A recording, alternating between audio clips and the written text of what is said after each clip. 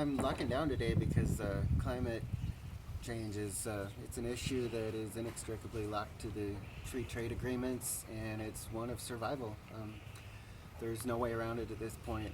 We appreciate President Obama for taking a stand at least to veto the Keystone. On the other hand, and he's also brought a lot of dialogue into the climate crisis, but at the same time he's yet to link the two. This free trade stuff has not been linked to climate change, and there's so much connection between all these exports. I mean, we here on the West Coast are literally that thin green line that is going to get to the point where it will not be crossed anymore, and we're here to show that it's here, it's getting thicker. We're going to resist that crossing.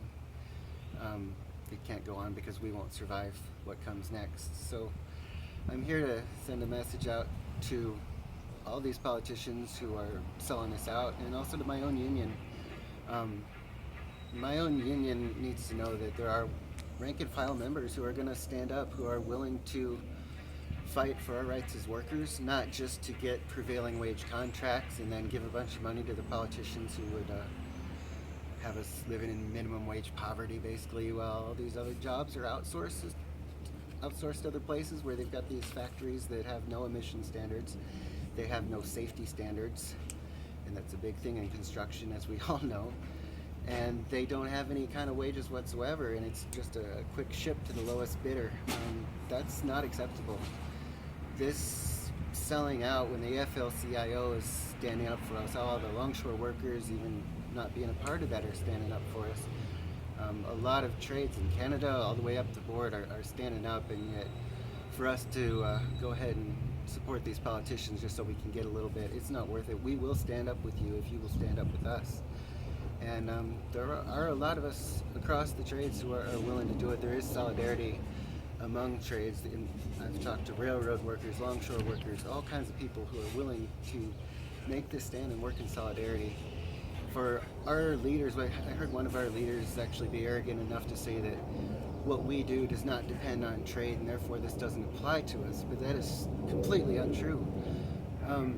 If we don't have any industry in America, then what are we going to build? There's nothing to build except for some export terminals. We're going to get a little bit back building infrastructure for something that's completely unsustainable. You can't sustain an economy on resource extraction alone. Pretty soon you run out and there's nothing left. You need people to be working, you need people to be functional. People need to feel like they've got some pride, and if we were to go in and start building these technologies, there's so much just starting. I mean, that project at Intel was a small bit.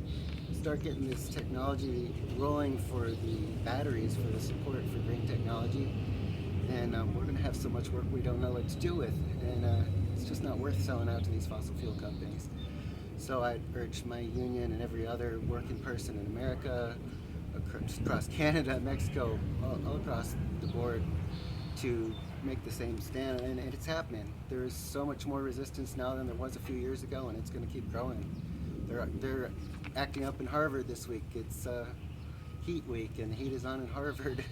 It's all over, and we're here to keep that tradition alive.